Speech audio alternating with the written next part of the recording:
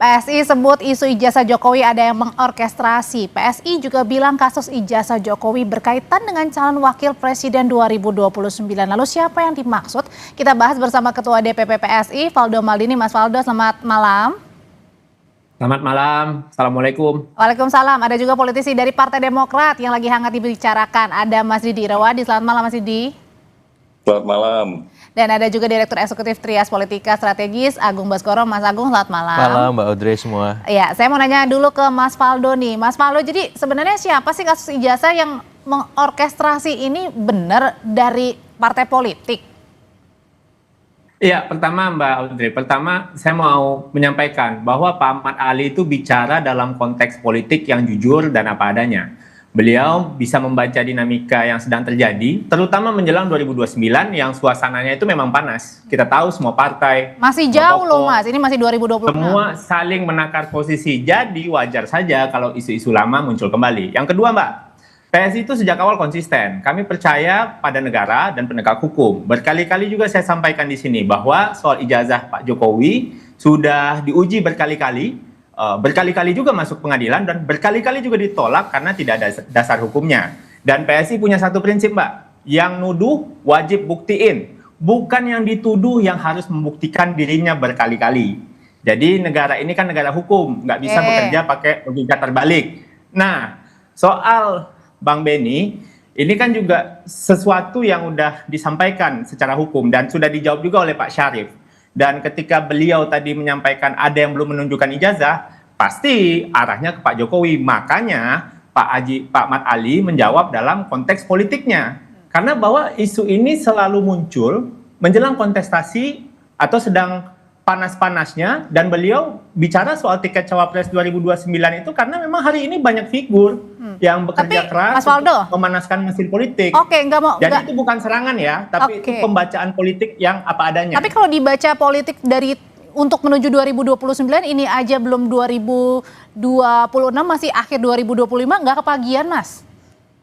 Oh nggak ada Mbak, kalau kami kira ini juga sesuatu yang bisa dibaca bahwa realitanya hari ini mesin-mesin politik itu sudah mulai dipanaskan, apalagi sekarang sudah akhir 2025, 2026, verifikasi 2027, pendaftaran 2028, pemilunya baru 2029 Mbak, kampanyenya juga setahun. Jadi sebenarnya mesin-mesin politik itu sudah dipanaskan. Termasuk dari Partai Demokrat?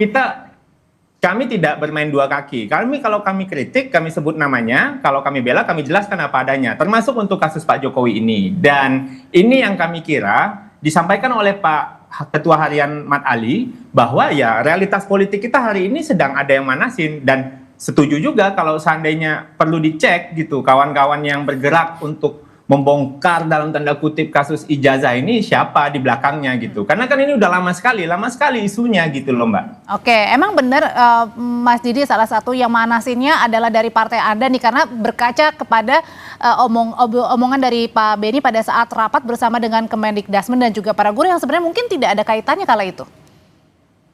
Jadi gini ya, ini saya bicara sebagai orang politik dan juga sebagai warga negara ya, perkenankan saya sebagai warga negara yang awalnya tidak tertarik dengan isu ijazah ini. Tetapi lama-lama karena terus berkembang nggak berhenti, saya akhirnya mengomentari dan tertarik juga. Dan kebetulan juga Bapak Wapres itu kan dari Institute of Australia, kebetulan saya lulusan sana, kalau saya ditanya lebih banyak siap menjawab. Tapi balik dulu ke masalah ini. Kalau kita bicara soal 2029, saya kira terlalu jauh ya. Kecurigaan pihak lain soal ijazah ini mengkaitkan 2029 terlalu jauh. Karena publik hari ini melihat dulu para calon-calon ini, ada yang sekarang sudah duduk jadi wapres, ada para menteri, ada kepala daerah, melihat bagaimana kebijakan mereka, lalu melihat apa produk mereka, lalu karya mereka berapa tahun ke depan, hasilnya apa. Lebih melihat ke sana. Kalau ijazah kejauhan saya kira. Terlalu jauh. Jadi nggak ada kaitannya ini dengan peta politik cawapres 2029? Kejauhan. Karena saya bilang tadi, publik melihat apa yang menjadi ide, gagasan, lalu hasil kerja nyata. Ini kan belum kelihatan dari para calon yang ada, baru sepintas ya. Ya, kalau saya katakan baru setahun belum terlihat, akan terlihat 3 tahun. Jadi kalau ada rekan dari partai lain curiga bahwa ini 2029 kejauhan. Tapi balik soal ijazah, sebenarnya bila mana mohon maaf ya, Pak Jokowi mencontoh Obama ya, atau apa namanya yang baru di Indonesia Pak Arsul Sani. Arsul Sani, ini selesai tidak sampai 5 menit urusan ya. Barack Obama apa nggak lebih berat ya, dicecar habis-habisan oleh masyarakat Amerika, dan dia tunjukkan ke publik, dia tunjukkan selesai persoalan. Dan di banyak negara juga terjadi, bukan hanya Barack Obama dan Arsul Sani ya. Pak Arsul Sani saya memberi hormat, dia tunjukkan itu dan selesai masalahnya. Mas Didi. Jadi menunjukkan memang tunjukkan ke publik selesai. Jadi begini, jangankan ijazah bagi pejabat publik atau mantan pejabat publik, jangankan ijazah, harta kekayaan saja harus publik berhak mengetahui. Mas Didi, publik berhak mengetahui, apalagi ijazah. Jadi maksudnya dalam tunjukkan saja selesai persoalan. Karena kita meyakini kan berarti Pak Jokowi ijazahnya benar ya, ijazahnya asli, ijazah asli dan benar, tunjukkan selesai. Saya kira orang-orang yang selama ini menuduh tidak benar akan langsung berhenti manakala ditunjukkan. Kita lihat contoh Obama. Berarti artinya di sini Mas Didi ingin sampaikan adalah bahwa di sini Mas Didi ingin sampaikan adalah ya pernyataan dari Pak Beni kala itu ya memang hanya ingin meminta agar kasus ini selesai, tidak ada tunggang menunggangi dari kasus ijazah yang akhirnya berdampak kepada pemetaan Cawapres 2029. Saya sebagai warga negara yang menyaksikan ini melihat itu, saya kira tidak ada kaitannya. Jadi mempertanyakan, jadi bisa ditanyakan kepada siapa saja pejabat publik yang diragukan ya. Akte ijazah, bisa akte kelahiran dan lain-lain. Dalam kasus Obama kan akte kelahiran. Jadi saya kira pertanyaan yang wajar, karena pejabat publik seperti saya katakan tadi, jangankan ijazah, harta kekayaan saja publik berhak mengetahui, apalagi ijazah. Ya, resiko kita menjadi pejabat publik ya kita harus transparan kepada publik. Jika ini ditunjukkan tidak sampai 5 menit, 3 menit saja selesai persoalan, dan lama-lama gitu ya, akan kembali guyup dan adem. Saya mau asli, kita yakini asli jasa Pak Jokowi, tunjukin aja. Beres persoalan. Beres persoalannya sebenarnya yang diinginkan Demokrat adalah suara dari masyarakat. Tapi kalau dari Mas Agung melihat ini sebenarnya memang murni karena suara masyarakat atau tadi karena ada yang kemudian menggunakan isu dugaan ijazah palsu Pak Jokowi ini dengan kaitannya di Cawapres 2029, kejauhan nggak sih kaitan itu? Ya, kalau dalam politik nggak ada yang jauh ataupun yang dekat, kapanpun bisa saja panas mesin itu. Tapi begini, secara kualitatif memang susah untuk dimungkiri bahwa isu ijazah ini dekat dengan teman-teman Partai Demokrat semacam itu. Jadi misalkan ada Mas Roy Suryo, ex Partai Demokrat. Ya, kemudian sekarang kuasa hukumnya ada Mas Denny Indrayana, ex Partai Demokrat juga. Nah, yang kemarin bersuara kenceng Pak Benika Harman, masih kader Demokrat. Nah, kemarin beberapa kali ada Bang Syarif Hasan, sekarang ada Pak Didi Irawadi, yang memang secara ya kebetulan ataupun tidak kebetulan memang mengawal isu ini secara terang dan secara tegas gitu. Sehingga publik punya kanal yang jelas secara politik ketika membahas soal ijazah, kok dekatnya ke yang biru ya, seperti baju saya malam ini seperti itu. Nah, yang kedua secara kuantitatif, memang kalau dilihat dari banyak survei, Mas Gibran ini masih mendominasi kalau bicara soal wakil presiden. Tapi Mas Ahaye juga jangan dilihat sebelah mata. Karena beliau punya bobot elektoral yang makin kesini makin progresnya meningkat. Apalagi beliau ketua umum Partai Demokrat seperti itu. Jadi kalau nalar kualitatifnya ketemu dengan kuantitatifnya, ini tinggal nunggu momentum aja. Kapan bisa mendapatkan wow vektornya Bang Didi Irawadi ya. Jadi saya melihat memang. Jadi momen ini bisa dibilang dimanfaatkan. Ya, ini semacam beauty contest menurut saya. Pak Prabowo akan melihat apakah Mas Gibran tahan banting diuji dengan kasus ijazah ini, ya, beserta keluarga Solo, dan di sisi yang lain apakah misalkan Mas Ahaye atau dengan Partai Demokrat bisa dalam tanda petik melihat situasi yang lebih beyond daripada ini, maksudnya menunjukkan kinerjanya, mengawal ijazah ya, tapi apakah memang bisa menjadi antitesis dari Mas Gibran dalam konteks bicara soal kinerja sebagai Menko Infrastruktur Wilayah semacam itu. Jadi ya kita publik diuntungkan dengan hal ini. Kenapa? Kita bisa memastikan siapapun besok yang mendampingi Presiden Prabowo sebagai wakil presiden memang wakil presiden terbaik. Dan hal yang menarik secara historik, memang belum ada wakil presiden yang terpilih kedua kalinya sepanjang sejarah Republik kita. Sehingga Mas Gibran Presiden mau nggak mau, ada tapi wapres. iya, ini tantangan besar bagi Mas Gibran dan PSI untuk menjawab fakta sejarah Kecuali itu. Pak JK meskipun beda Betul, ada tahun sekuensnya, ya. ada jaraknya. Nah, belum ada yang berturut-turut. Nah, ini tantangan bagi PSI. Bagaimana menghandle isu ijazah ini supaya apa? Supaya membantah sejarah dan membuat sejarah baru. Gimana tuh PSI menjawabnya, dan betul kan nanti juga Mas Ahaye ini sudah disiap ancang-ancang nih di 2029 dan ada kaitannya juga dengan isu ijazah palsu Pak Jokowi ini. Usai jeda ya Bapak-bapak, tetap bersama kami di Sapa Indonesia Malam. Dasarkan tadi analisanya dari Mas Agung nih, Mas Faldo, emang benar nanti ada yang head to head calon wakil presiden 2029 bersama dengan Mas Gibran nih, artinya ada pesaingnya Mas Gibran dan bisa aja dari Partai Demokrat. Ya, kalau bicara hitung-hitungan politik ya, kalau Demokrat 7%, terus ada PDI sekitar 16-18, itu udah bisa running tuh 20% sebenarnya. Jadi kalau kita lihat dalam konteks yang lebih luas, tentunya upaya ini juga bisa juga ke arah sana. Dan yang namanya kekuasaan semuanya harus siap-siap lah Mbak. Hari gini gitu loh, hari-hari itu terasa makin cepat kalau kita bekerja terus. Hari itu lama kalau kita kagak ngapa-ngapain Mbak. Itu lama sekali hari. Nah, jadi kalau mau menjawab sedikit yang Pak Didik bilang tadi, kalau lah Pak Arsul Sani, Pak Obama gitu, ya itu hak beliau lah. Tapi kan itu nggak bisa kita jadikan standar bahwa semua orang harus melakukan hal yang sama. Apalagi ini udah diuji berkali-kali.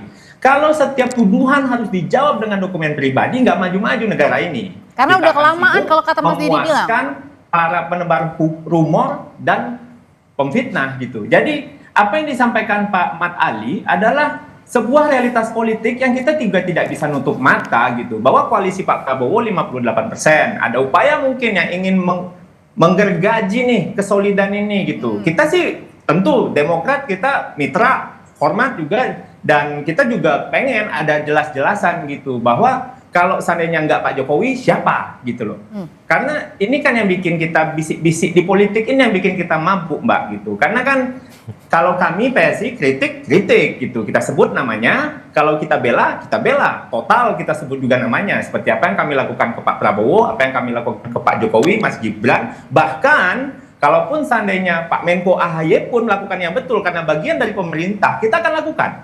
Ya, jadi mengkritik pun begitu. Jadi yang terjadi sekarang juga kami lihat beberapa petinggi dari Partai Demokrat, Pak Beni ngomong begini, Pak Syarif ngomong begitu, habis ini Mas Didik ngomong begini lagi. Nah jadinya kan ini harus kita sama-sama luruskan gitu, karena Bang Beni keras bicaranya, tapi ketika direspon oleh publik, ya agak mundur lagi setengah-setengah. Kami menghormati Demokrat ya sebagai mitra demokrasi. Tapi kalau bicara isu sepenting ini kami kira perlu konsisten. Jangan hari ini lempar, besok bilang bukan ke situ. Gitu loh. Kalau gitu kita tanyain ke posisi Partai Demokrat yang ingin dipertanyakan sebenarnya apa sih kaitan dengan ijazah ini?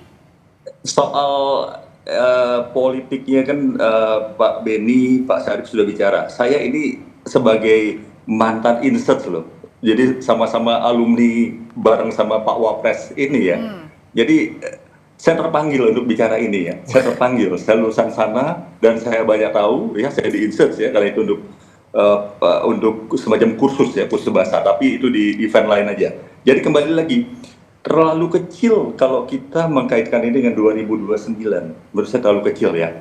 Karena seperti saya katakan tadi, pejabat publik yang sudah menjabat dan selesai menjabat adalah harus publik berhak mengetahui apa yang ada pada pejabat publik itu, apalagi sekedar ijazah ya tadi saya bilang, hal-hal yang lain, harta kekayaan dan lain-lain aja publik berhak mengetahui. Kenapa harus dibikin jadi panjang dan ribet, jadi jadi lari maraton begini. Sebenarnya kan urusannya hanya 3 menit 5 menit selesai, ditunjukkan selesai semua, dan saya siap di belakang Pak Jokowi manakala ditunjukkan itu tetap dituduh palsu. Kalau ternyata benar, saya akan orang pertama yang ikut membela Pak Jokowi ya. Jadi apa yang diragukan lagi? Kan selama ini diyakini oleh Mas Maldini, oleh para lawyer, jangan dong dibikin panjang begini. Kasihan rakyat ya. Banyak hal-hal lain yang lebih besar ya di negeri ini. Jadi energi kita jangan dihabiskan ke sini. Cukup dengan tampil ke depan publik, mencontoh Obama, mencontoh Arsul Sani, mencontoh kalau nggak salah pernah kasus di Jepang dan di berbagai belahan dunia lain, itu selesai nggak sampai 5 menit urusannya, dan publik nggak bertanya-tanya lagi karena ternyata tunjukin ya benar ini ya.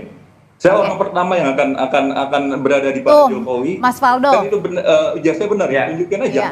Selesai masalah. Nah itu poin standingnya dari Demokrat tadi tunjukkan saja sebenarnya kalau memang benar gitu supaya bisa selesai. disampaikan juga ke Pak Roy Suryo dan Mas Denny Indrayana, Bang Didi, karena mereka tuh yang kagak berhenti-berhenti. Kami ini tukang jawab aja Mas, gitu. Karena kami menjawab karena kami gatel juga gitu loh. Karena kan bagi kita, Mas, kita mungkin bisa agree to disagree lah Mas dalam hal ini. Kalau Mas Didi bilang, oh ya harus ditunjukin. Kalau bagi kami, jangan Mas. Kalau semua orang yang dituduh nunjukin ijazah, kacau kita berepublik. Tapi kan proses hukum jalan. Ya udah, biarin aja jalan. Dan kami kira kita sama-sama kembali ke jalur yang sehat aja. Kalau mau kritik aja kebijakan, debat data gitu. Jangan hidupkan isu-isu yang jelas-jelas. Mas Faldo, saya kira nggak ada yang kacau Mas Faldo. Justru dengan cara itu lebih bijak, lebih manusiawi. Tidak ada seperti Pak Obama ya dan lain-lain, nggak dibawa ke proses hukum. Sebenarnya Obama kalau mau bawa ke proses hukum mudah sekali. Dia sudah menunjukkan dan diakui publik, dia menang, dia tunjukkan selesai. Ya. Tapi ya ini kembali lagi terserah Pak Jokowi ya. Tapi saran saya, kalau ditunjukin, begitu publik yakin, begitu semua yakin, saya orang pertama yang partai dari Demokrat dan dari publik yang berada di belakang Pak Jokowi. Kan simpel kan? Dan selesai urusan. UGM, kepolisian, semua instrumen sudah terlalu panjang. menyetujui. Jadi ya kita lihat aja Mas. Jadi ya kita lihat aja yang jelas. Kalau bagi kami menjawab dan kita menjaga rasionalitas publik juga Mas. Jangan sampai besok anak saya yang lagi kuliah di luar negeri tiba-tiba pulang dituduh, anak saya harus buktiin kita nggak cocok kok kayak gitu. Tapi Mas Faldo ini pejabat publik, presiden 2 kali loh, dan kita kan presiden yang dicintai oleh rakyat Indonesia. Kenapa takut? Itu hak Mas. Saya orang pertama yang akan di belakang beliau kalau ditunjukkan ya, karena kita meyakini itu benar ijazahnya. Iya, ragu-ragu. Ya benar, kita benar. Yakin betul ini. Yakin betul ini benar. Dan mungkin teman-teman yang hal-hal bijak ini bakal kecapean. Kan simpel kan? Ya itu hak beliau Pak. Tapi kalau semua orang begitu, nanti Bapak dituduh juga akan menunjukkan gitu loh. Kan nggak bisa begitu di negara. Oke, sebentar Bapak-Bapak, saya mau ke Mas Agung dulu nih buat nengahin. Nah, sebenarnya perdebatan seperti ini, ya bisa kita memang PSI dan juga Demokrat, apakah ini juga semakin menguatkan bahwa posisi masing-masing nih, bahwa Demokrat tadi ya mungkin saja bisa diuntungkan dengan kasus ini, dan PSI juga tetap standpoint bahwa ya tidak perlu ditunjukkan. Ya, kalau saya melihat memang ada cerita yang belum selesai di masa lalu sebenarnya antara Demokrat dengan Pak Jokowi ya. Kita tahu Mas Ahaye diangkat menjadi menterinya Pak Jokowi itu 9 bulan sebelum Pak Jokowi lengser. Artinya selama 9 tahun, 3 bulan, Demokrat itu memainkan narasi penyeimbang di masa Pak Jokowi. Dan di masa itu pula terjadi hampir pembegalan Partai Demokrat yang gagal itu. Nah, saya kira cerita itu sedikit banyak membuat luka tersendiri dan noktah tersendiri di sisi Partai Demokrat yang menurut saya akan sangat sulit dilupakan. Dan sementara di sisi PSI, isu ijazah ini juga noktah hitam juga yang melukai. Jadi mungkin sepele ijazah, tapi hentakannya hari ini itu banyak mempengaruhi Jokowi efek yang kemungkinan akan digunakan lagi di 2029 untuk mendongkrak PSI, Mas Gibran maupun keluarga Solo lainnya untuk memastikan mereka mendapat posisi panggung elektoral yang strategis. Nah, yang terluka ini kan akhirnya bercerita hari ini yang kita lihat, dan menurut saya bagi publik bagus sehingga objektivitas itu bisa dicapai dan publik bisa mengawal betul kasus ijazah ini seperti apa, dan ya cerita masa lalu yang belum terselesaikan itu bisa terungkapkan dengan baik, dengan sehat, lewat mengawalnya isu ini oleh Partai Demokrat. Karena cerita ini juga sempat disampaikan kemarin pada saat dialog Kompas Petang bersama dengan Pak Syarif, Mas Agung, isu soal ijazah ini kemudian juga diomongin soal kembali lagi isu Partai Demokrat yang pernah dibegal pada saat membegal ya. Pada saat Pak Jokowi masih memimpin sebagai presiden. Nah, pertanyaannya adalah apakah ini ada kaitannya nih dengan mengorkestrasi isu ini kemudian menjadi panjang karena yang tadi luka lama? Ya, kalau saya langsung ataupun tidak langsung sebenarnya bisa dikaitkan, bisa enggak. Tapi kan kalau mengacu pada statement Pak Syarif, ini bagian dari fungsi pengawasan yang dilakukan oleh Pak Beni untuk memastikan misalkan kepolisian menunjukkan tupoksi yang transparan, yang jelas bagaimana mengungkap kasus ini sebenarnya tanpa tendensi apapun. Nah, itu yang ditunggu publik. Bagaimana ke depan kasus ini seterang-terangnya dibuktikan secara hukum, secara transparan, profesional. Supaya apa? Tidak ada lagi sangka, prasangka, praduga yang tidak perlu, yang mengitari opini dan persepsi publik. Yang itu merugikan PSI, Pak Jokowi, keluarga Solo, pun pihak-pihak yang selama ini dianggap dalam tanda petik menyebarkan rumor yang tidak benar, Mas Roy Suryo dan teman-teman seperti itu. Oke, Mas Didi, sebenarnya kalau dari isu ini kemudian diuntungkan juga nggak sih Partai Demokrat dengan standing point-nya tadi dengan cara sudah mengusulkan untuk menunjukkan saja ijazah? Saya luruskan dulu, saya kira nggak ada dendam dan tidak ada luka ya. Saya kira agak berlebihan Mas Agung, karena kita lihat Pak Jokowi kan baik ya, setelah menjabat juga merangkul Partai Demokrat ya duduk di sana ya. Jadi isu ijazah ini isu murni, saya kira publik berhak ingin mengetahui ya tentang mantan pejabatnya ketika ada pihak-pihak yang meragukan, kan masa yang simpel ya. Jadi nggak ada soal luka tuh terlalu jauh ya, dendam-dendam nggak ada, karena terbukti tadi saya bilang Pak Jokowi mengangkat ketua umum kita. Cerita ya, yang belum selesai Bang Didi.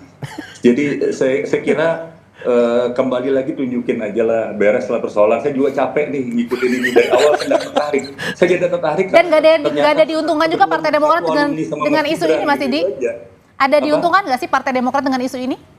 Saya kira bukan isu ini yang akan menguntungkan Demokrat dan partai manapun ya, tapi bagaimana program kerja yang baik, bagaimana para kader dan para menteri atau anggota parlemennya mengeluarkan kebijakan-kebijakan dan juga membuahkan satu hasil yang nyata bagi publik dalam 2 atau 3 tahun ke depan menjelang pemilu. Karena kalau dari isu ini mungkin ya publik hanya ingin mengetahui aja, ingin mengetahui ini kok nggak beres-beres di isu ini, padahal bisa selesai hanya 5 menit, kok nggak beres-beres sampai hari ini. Itu aja publik. Oke, jadi Dan terakhir publik berhak mengetahui hal itu ya, berhak ya. Di negara demokrasi, di negara menjunjung tinggi demokrasi. Jadi kalau dari PSI sendiri sebenarnya cara untuk mengakhirinya seperti apa nih supaya juga tidak ada yang lebih diuntungkan, tidak ada yang lebih dirugikan? Singkat aja Mas Waldo. Ya, apa yang dikatakan oleh Pak Mat Ali betul apa adanya. Kita di politik nggak boleh 2 kaki kami kira, dan kami PSI percaya rakyat cerdas dan rakyat juga tahu siapa yang pada akhirnya berjuang untuk kewarasan publik. Kita sama-sama berjuang untuk kewarasan publik. Ijtihad kami adalah begini, mungkin Demokrat punya perspektif lain, tapi nggak masalah. Dalam artian kita jadi tahu, Pak Beni ngomong begini, Pak Syarif ngomong begitu, Mas Didi hari ini ngomong begini. At least masyarakat pada akhirnya tahu posisi Demokrat seperti apa. Oleh karena itu, izinkan kami terus berjuang Mas Didi untuk menjawab tuduhan Pak Roy, Pak Denny Indrayana, dan bapak-bapak lainnya. Selamat berjuang, tapi ya bikin simpel aja 5 menit selesai dan kita akan di belakang Pak Jokowi. Sayangnya kawan-kawan ini nggak pengen sesimpel itu, Pak. Oke, baik. Oke, terima kasih sudah kita tangkap pesannya. Mas Didi terima kasih, Mas Waldo terima kasih, Mas Agung terima kasih juga. Selamat malam Bapak-bapak.